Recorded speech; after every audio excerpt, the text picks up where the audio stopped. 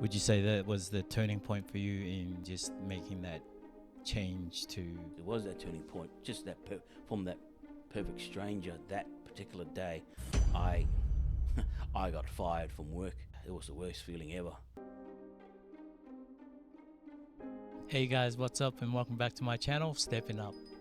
I'm here on the Gold Coast today with a special guest and also someone that I consider as a dear friend and like a brother.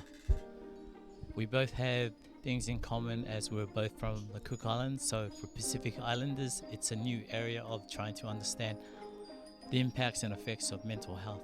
But today we'll get to hear his story in how it affected him, but also the steps that he took in the recovery process and through his story to reach out to others that are probably experiencing such challenges that they can relate to and possibly use this information to the best of their ability in taking those first steps to begin your transformation in improving your own situation with dealing with mental health.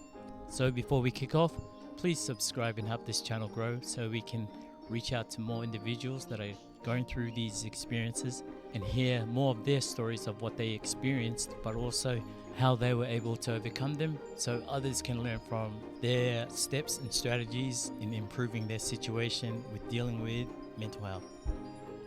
Today I'm here on the Gold Coast with a special guest and also the opportunity to have this podcast with him in his residence, and for that I'm truly grateful for. There's a common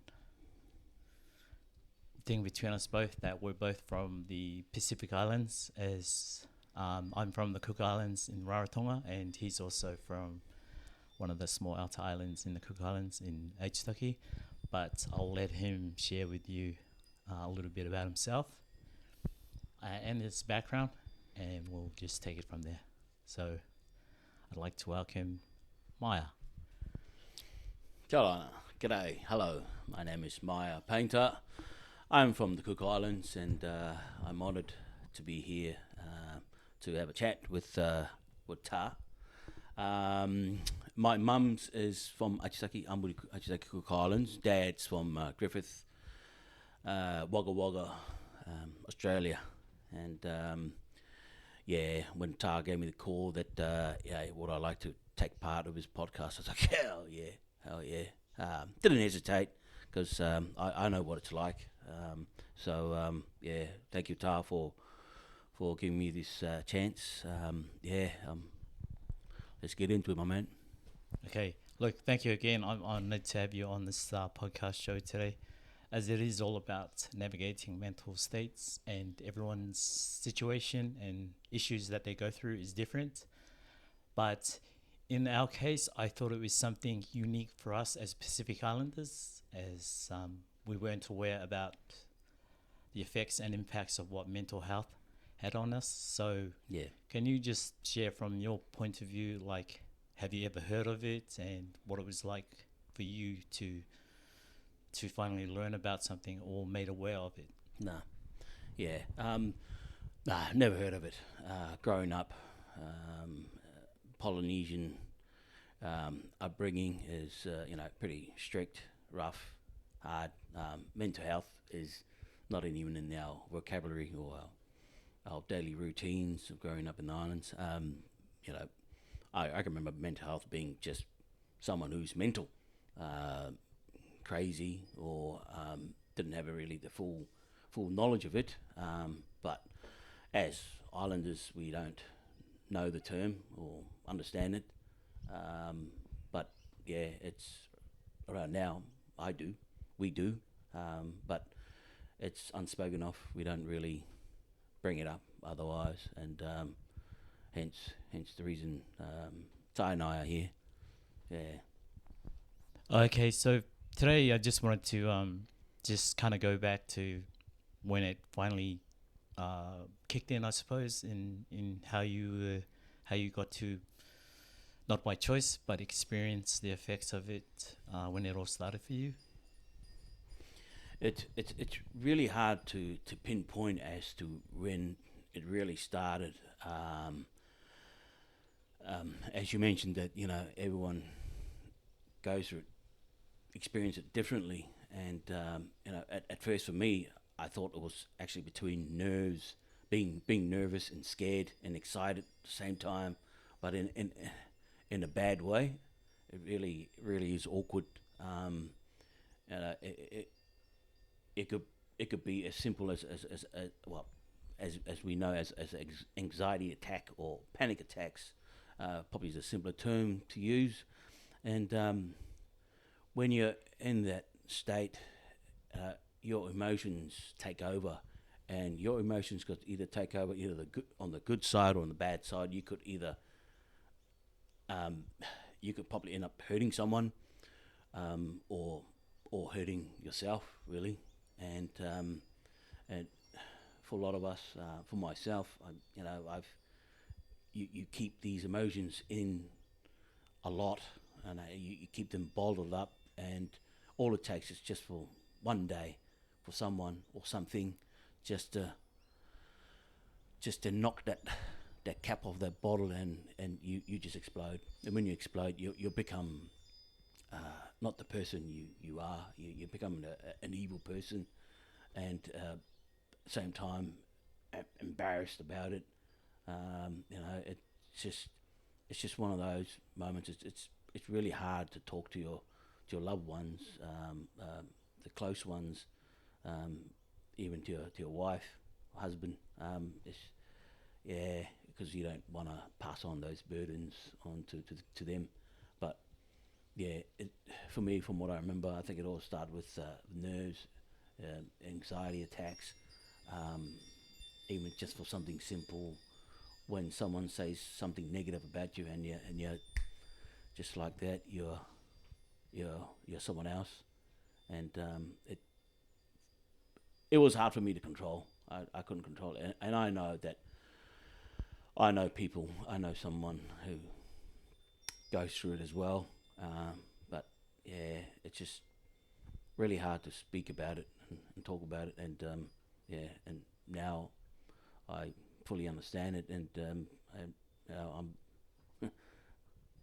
the more you understand about it, the more you know how to control it. But if you leave it and live it in denial, it just makes it worse. One of the best things you can do is actually just talk about it, even to a perfect stranger. And that's how it worked for me, really. To actually, this kicked off for me just from talking to a perfect stranger. Never knew him. Would you say that was the turning point for you in reaching out, or just making that change to work towards? It was that turning point. Just from that perfect stranger, that particular day, I got fired from work. And it was the worst feeling. It was the worst feeling ever. I've never felt like that before. Coming home, and it was on my partner's birthday too, so I can know. Yeah, and coming home, and there was only one thing on my mind, only one thing that, and it's not probably something to talk about really, but that was what was on my mind. It's actually to kill someone, to hurt someone really bad, or to myself. And then a friend popped in my head, and I texted him. I might have called him, and he was at my doorstep like within a couple of minutes. I can't believe it. And he and I had a good chat, and I took myself. He took me to hospital and admitted to the hospital for mental health check, and that was probably the worst day and a half of my life, and being in hospital, and just those emotions, the feelings, and what I was going through. It was it's almost like it's worse than when you lose someone in your life. It kind of peaks around the same, or could be worse. But yeah, that's how I felt. I was in hell. And someone was there to open up the door for me, to make that one first step. That was it. And to be in hospital from 5 o'clock in the afternoon, or might have been 3 o'clock in the afternoon, till through the whole day, the whole night, in a mental clinic to watch others. It was painful, and I had to sit in the corner in the dark, and with cameras around. I had my kids' lives flashing before me. I had my missus' face flashing from my head, and yeah, that was the moment for me that I'm doing something about it now, and I'm not turning back. And yeah, that was, like I said, that was the worst time of my life, just being in that mental health clinic with others who were suffering far worse than I was. Some were kicking the doors, banging their heads on the wall, and I was just crying on the inside, and you know, at the same time I was just yelling out to my missus on the inside, please pick me up, get me out of here. But I was there for a reason, and yeah, I'm glad that I went through that. I went through hell just to get out. So sometimes you have to see the worst of others' life for you to improve, to get better, and to realize what you're going through, what you need to work on. Yeah. So when you say what you need to work on, what were then some of those steps to maintain that continuous process of working towards improving each step of the way throughout your recovery? First was talking to someone, and although I did talk to someone at first, but I needed to talk to more, and the first person was my partner, and how did that go? Like, no doubt that would have been hard for like, it was very hard. It was very hard. I didn't know how to start the conversation, but it just came out naturally, and I couldn't believe that she was really very supportive of it, and she was shocked. She was shocked at first, but yeah, I knew the look in her eyes, you know, the fear that I saw in her eyes, and but at the same time I felt a big load off my chest, and to finally actually explain everything to her, and you could see she was breaking down. She wanted to reach out and hug, well, as we did anyway, and she was very understanding, and even up to now she's very supportive, and whenever I have these anxiety attacks, I know she's there for me to lean on, and you know, I don't have to worry about the attacks getting worse, because I can actually lean on someone who knows and understands what's going on. And I think that the key thing is that if you speak to more people about it, especially your friends, your loved ones, it does make it better. It does make things better. It doesn't cure it, but knowing that you could be in a public area, and when you're with someone that you already know and you trust and knows about your problem, what your situation, your background, when you have these mini attacks or this mental breakdown, you got someone you can lean on, and it helps quite a bit, and yeah, even opening up with you, Tar, I felt really good, because you were one of my close friends for a very long time.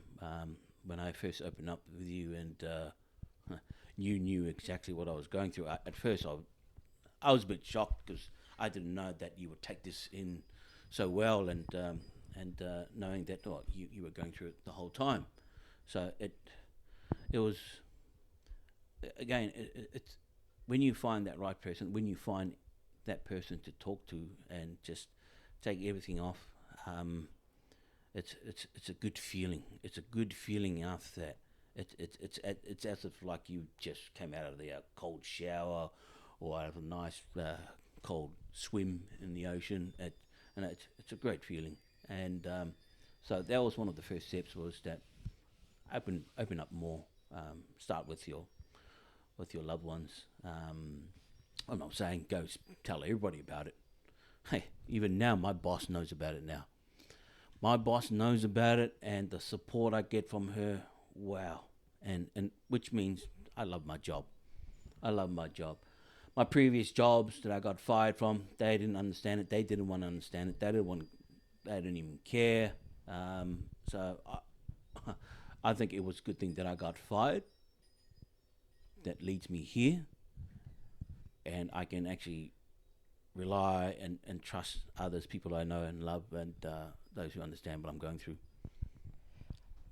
Man, that sounds pretty awesome. Because do you think that's also something that some workplaces could learn a bit more about when men are struggling, or maybe just individuals in general who are experiencing these mental health challenges? Like, how were you able to share that information, or what you were going through with your boss? And like, as you mentioned, that they know, but how did you do it? Because if there's someone else that's out there listening or viewing this podcast, maybe they would like to do the same thing, so they can feel like they're being supported as well, instead of feeling maybe isolated. Yeah. Well, I don't know the answer, but I can tell you what I did. I had to be honest with my boss. I I had an appointment to see my psychologist, and because I was only new at the job, I was very new on the job, and for someone who's just started, it's asking a day off, or asked to finish early actually, for an appointment. So I told her that, look, I'll be honest with you. I'm actually seeing a psychologist, and the look on her face, she was, she looked stunned about it. It's like, she was speechless, and I just told her that, look, I'm sorry, but I'm honest. So I think you deserve to know where I'm going, what's happening, and you already know that I love my job at the moment. So why not be open with you? And she took it well, and I think our relationship since then has actually been a whole lot better. No, not only that, every morning I wake up, I'm singing, I'm chirpy, it changes your lifestyle a bit. You don't realize that what this can do once you just open up. I'm not saying be honest to everybody about it. You just got to choose, one individual out of the bunch, the one you can trust and rely on, and then you'll be surprised. Yeah, I suppose you know who your real friends are then, at a time of hardships and struggles that you go through. Yeah, But it's also rewarding when you do actually get to be yourself around those people that care about you as much as you do with them. yeah, yeah. You flourish when you're in that zone of people. If you were to take mental health out of the picture right now and go back 50 years, 60, 70 years ago, you become this person where you are yourself.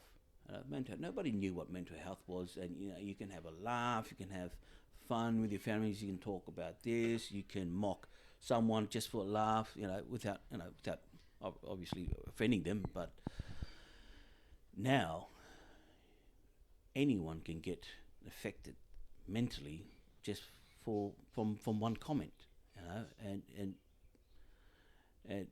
it's sad that it can actually take to a whole nother level, where it can actually just from one single comment can end one person's life. Just like it's sad, and we've had some. Well, we've had some friends who've taken their lives, and because of this, and it's sad. Yeah. Yeah, like I do remember there was a time when I had to go back to the islands, just during the time of my dad's passing, and Mm. but what I got to learn from that time I was there, I remember my sister telling me that there were so many young people, um, you know, committing suicide, which I couldn't understand. So I wasn't aware of like what. Hold on, what is this? Like, what kind of trend is this? What's going on? Mm. And then just to realize that the huge impact and effect of mental health, and as you've said, mentioned that you've come to terms to like understand it better. Um, the way I've seen it as being something where it really doesn't discriminate your race or your gender Mm. in how it affects you. But as men, maybe we grew up back home in the islands. We're like the hunters of the family. We support the family. We had our own little ritual and our own routines, but there was never anything to deal with some mental No, challenges. no. There was no room, the way we saw it, the way we grew up with it. There was no room for softness. There was, we were just that naive as men, as Polynesian men. We were just naive, and if anybody saw that weak spot in you, you get mocked. You get mocked big time. Although, yeah, all right, it's funny, but it, the result is that, well, if you were to question someone who actually took their life and find out, how did that person take their lives? You know, is it because of of the way we grew up, and we're ignoring how we grew up, how we were treated? That you know, May have led to something that we weren't aware of. yeah, yeah, we weren't aware of, and we had no knowledge, and we didn't discuss about it either. I think chances are, or the possibilities that even our elders didn't want to talk about it either. Like I said, we were just naive men that our job is actually to provide, supply, and we don't talk, we don't show our emotions either, unless you're getting hit by the stick or getting whacked by a belt or an open palm or fist or it was just I don't miss those days. nah. But all right, made us men these days. But emotionally, mentally, all that. That's just another chapter. That's just another chapter. Yeah, I think it was just that missing link about understanding our mental states. Hence the reason why I wanted to produce a podcast like this. It's because like we get to view the different experiences, real life stories of individuals who experienced it differently, like we did as Pacific Islanders, because of, as you mentioned earlier, the way we grew up. We had to grow up tough. There's no room for error, and whatever mental health was, it's just um, pull your socks up, mate, and just get back into it. And Yeah, and that was it. That was it. Um, mental health was just mental health wasn't a thing. Mental health was just a word that we were forced to push aside, and or swept under the rug, um, and that was it. And we were just uh, brought up to be men, from boys, young boys, to be men, to be the next generation of hunters and gatherers and farmers, and that's what we were. So there was no room for mistakes, and that's how we moved on and progressed on to become men. Yeah. so today, would you say that the treatment and that you seeked out to work on has really been beneficial and helped you out to become the person that you're always meant to be, and being supportive towards your family? Do you feel like it really helped you out? Yeah, it definitely has helped out. You don't realize how much help is out there. Um, it's yeah. I mean, you see ad here and then, but which is good. But I think we need more more advertised out there, or more podcasts, just stuff like this as well. Um, it's it's definitely helped me out a lot, tremendously. I mean, the first step was actually seeing a psychologist and opening up to others, and the more I did that, the better my lifestyle became. But the thing is, you don't need for something bad to happen for you to step in and do something about it.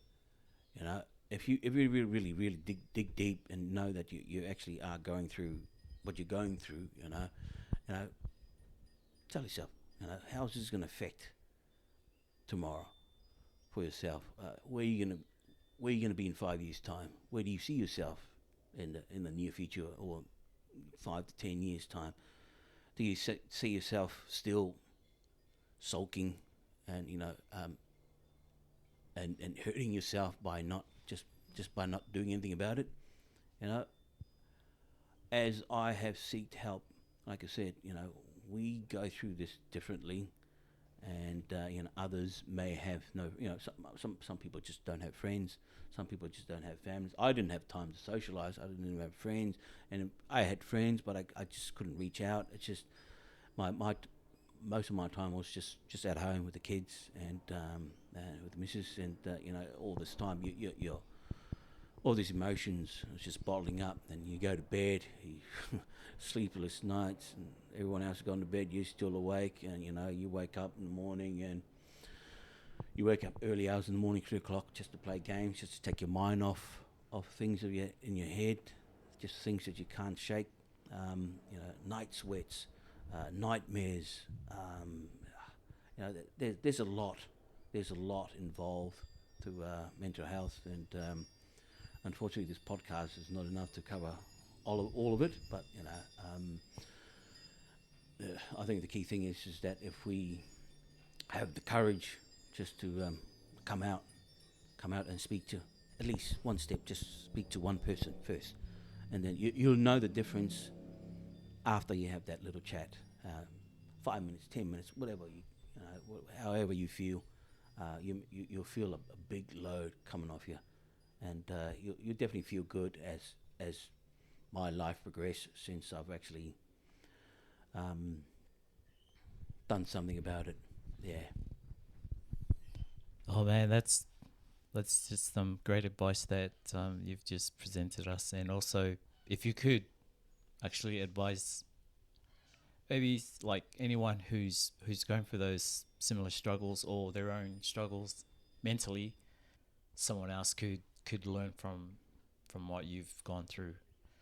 Yeah, if you could advise someone, what would be something else that you could think of to take that first step, if to make that sudden change? Because obviously, at the end of the day, it really is up to the individual wanting to take that first step. One thing I did is, I'm not saying it's the way, but one thing I did was to actually have time to your thoughts. And when I say have time to your thoughts, if you could take 2 days off or weekend off to yourself, go camping, go out somewhere where it's away from the city, out in the woods. I don't think anything stupid, of course. So what I mean by time to yourself is that what I did was I did a lot of things. I did some of the things that I used to love doing, and one of them is playing the guitar. And my guitar's been in that corner of the house for years. It's hardly been touched. Probably get touched once a year, and that was one thing. It helped me as well, was just to grab the guitar and just play a tune, sing a song, whatever you feel like doing, and that's what I did. One of them, and I felt good after that. The other one was just listening to meditation. If you haven't meditated before, you can do this online now for free, Spotify or even on YouTube, and just find those meditation guidance, and they will just guide you through it. And believe me, it it works. It works wonders as well. Not for all, but hopefully it would for you, as it did for me. But yeah, those were the two things that I remember, that that you could do. I did.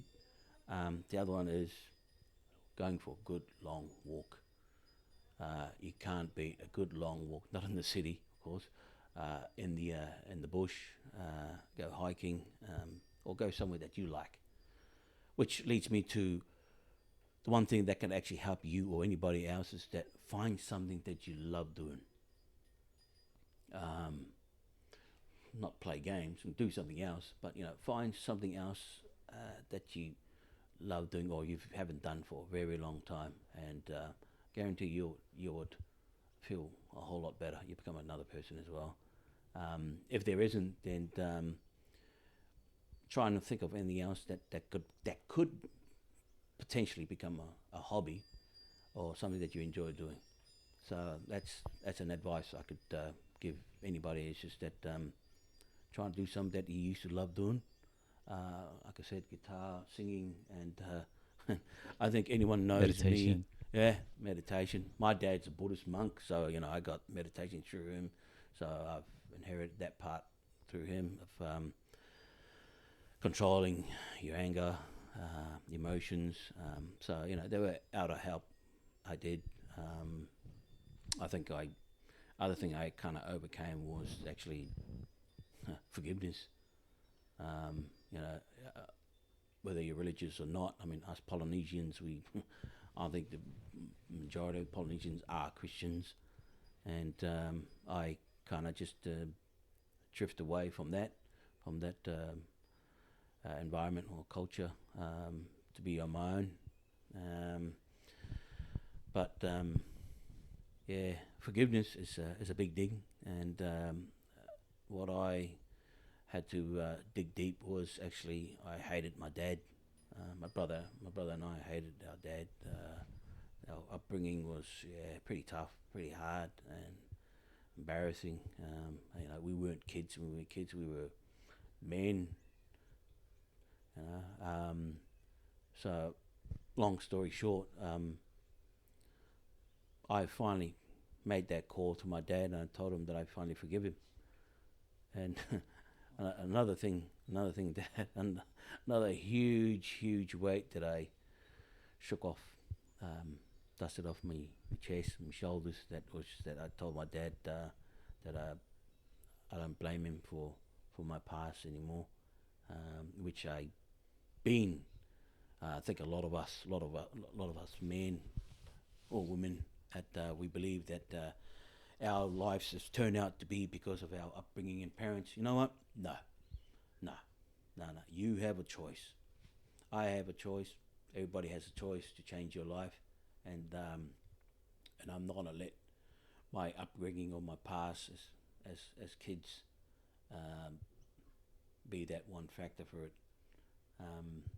Like I said, when I finally told my dad that I forgive him, he broke down. So did I, and now I can move forward from that, knowing that big chunk from here is just all been ripped out and evaporated.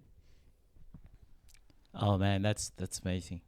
It's sad what you had to go through, but it's amazing of the effort that you made to really choose the way you wanted to live your life and not be controlled by a belief system that we always assumed that was the way I was brought up, or blaming others instead of actually realizing the choices that we had to make a change and make a difference. And I think that's I commend you for all the things that you've done to really go through what you were battling with, and also how you were able to overcome it and be honest with everyone. And like for the viewers, I think it's going to open their eyes as well to realize, like, especially some of the Pacific Islanders, they're going to be. Hope so. Hope Yeah. so. Our brothers, reach out or open up. It would help. It would definitely help. Once you reach out to someone, I lucky for me, there's someone for me was a perfect stranger, and I owe him my life. He was, you know, a perfect stranger. And funny thing is, he actually just called me yesterday and check up on me. Hey brother, how are you doing? Just checking up on you, mate. We haven't seen each other. I haven't spoken to you. And I was like, yeah, just making that call just to check up how you doing. That made my day. That made my day, made my week. I even told Mrs. when she came home. I even told the kids because the kids know him. Yeah, I was over the moon just to hear him again. It was amazing. Oh man, that's awesome. Oh well,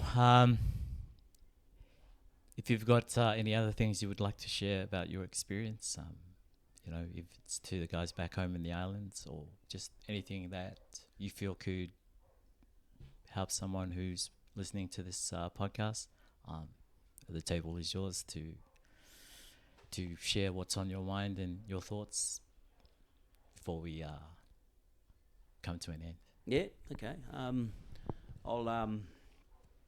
no poet or anything, but I tō tātou tumutoa, tō tātou tāne, tō tātou tamaroa, tō tātou tamaiti, tō tātou toa, tō tātou ua, tō tātou waine atu. You know, akamāroiroi, tauturu atu. You know, me e manako to o I aru atu tō tokorua.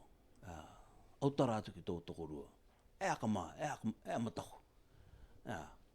E akamau. Reach out. Yeah. All I can say is that the only advice I can give to anybody is don't be afraid. You're not alone. Don't be afraid. You're not alone. Reach out. There are people out there who can reach out. You can reach out to me. You can reach out to Ta. You know, I don't care who you are, where you're from, what color you are. We're humans. You know, let's help each other out. All I can just say, just find that courage to speak up to someone, or just take someone. If not always, speak to someone over the phone. You know, you'll be surprised. There is a lot of help out there. There is hope out there. Don't give up. So for me, thank you, Ta. Thank you for giving me this chance and this opportunity. And I do feel better talking about it. Like I said, when you find that one person to talk about it, you'll feel a whole lot better. Nō reira, kia aku, kia Tā. Thank you, Mata. Ege manuia. Brother, I'd just like to take this opportunity to thank you also Thank as you, my bro. you allowed Thank me you, my bro. into your home to take part in this podcast, which is to reach out to an audience that are going through some hard times, but also for you to share your story so that you can make a connection with those that are viewing this and listening, can understand that doesn't matter what race, what gender, the impacts and the effects that it has on us, but through your story, it just goes to show we're all capable of taking those steps towards a better direction in improving our situation from the choices that we make. So I do appreciate you. You're welcome, allowing You're this welcome. opportunity. It's good. My bro. Thank you, my brother. Thank you.